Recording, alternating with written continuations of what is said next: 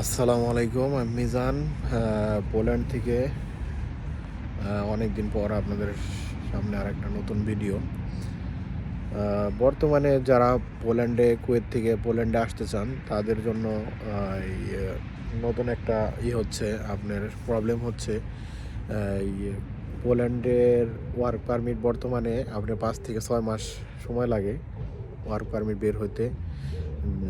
এই কারণে একটা জটিলতা সৃষ্টি হয়েছে। আর যারা আপনার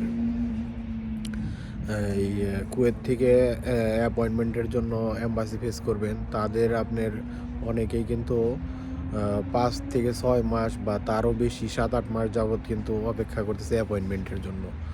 দেখা যাচ্ছে যে একজন মানুষের আপনার পারমিট বের হয়েছে, কিন্তু পারমিট হাতে পাইছে, কিন্তু অ্যাপয়েন্টমেন্ট ডেট পাচ্ছে না। 1 বছরের পারমিট যদি বের হয়ে থাকে তাহলে আপনার 6 মাস বা 7 মাস যদি আপনার অ্যাপয়েন্টমেন্ট ডেট নিতে হয়, তাহলে দেখা যাচ্ছে আপনার ওই ক্ষেত্রে ভিসার রিসিউটা কিন্তু তাদের কম হয়ে যায়। যেই কারণে এটা একটা প্রবলেম কুয়েত থেকে যারা আপনার এই এম্বাসি ফেস করবে পোল্যান্ডের জন্য। আর আপনার পোল্যান্ডে বর্তমানে ভিসা ইস্যু কম হয়ে গেছে আগের তুলনায়।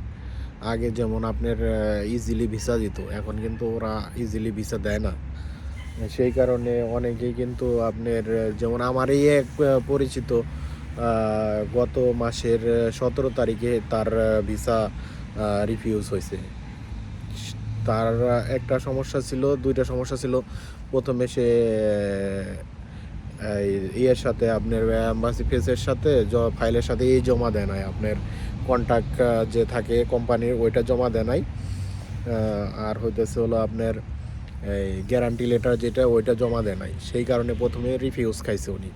পরে একদিন পরেই আপনি ওইটার বিরুদ্ধে আর কি কোম্পানি থেকে কন্ট্রাক্ট লেটার এগুলো নিয়ে আপনার এম্বাসির জন্য আবার ফাইল জমা দিছে, কিন্তু তারও দেখা গেছে আপনার 1 সপ্তাহ পরে উনি আবার রিফিউজ খাইছে সেম।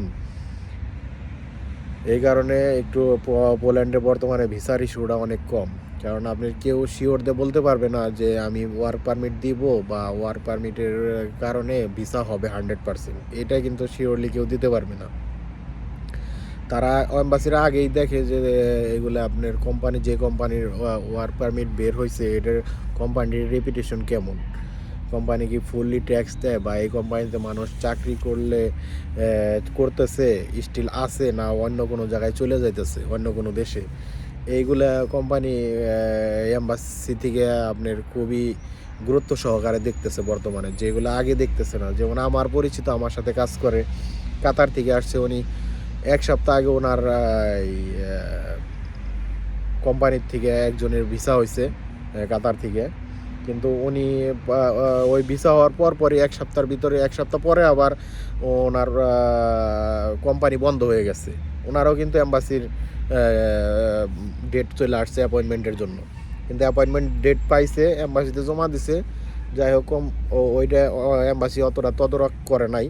সেই কারণে ওনার ভাগ্য ভালো যে উনি মানে পেয়ে গেছে ভিসাটা। উনি পেয়েছে, সেটাও একটা ওনার ভাগ্য। উনি যখন পোল্যান্ডে আসছে উনি কিন্তু ডাইরেক্টলি পোল্যান্ডে আসে নাই কাতার থেকে, উনি আসছে ইয়েতে থেকে, ওর নাম যেন কি, সুইডেন হয়ে, তারপরে আপনি ডেনমার্ক হয়ে পোল্যান্ডে আসছে। কারণ ওনার কোম্পানি বন্ধ হয়ে গেছে সেই কারণে।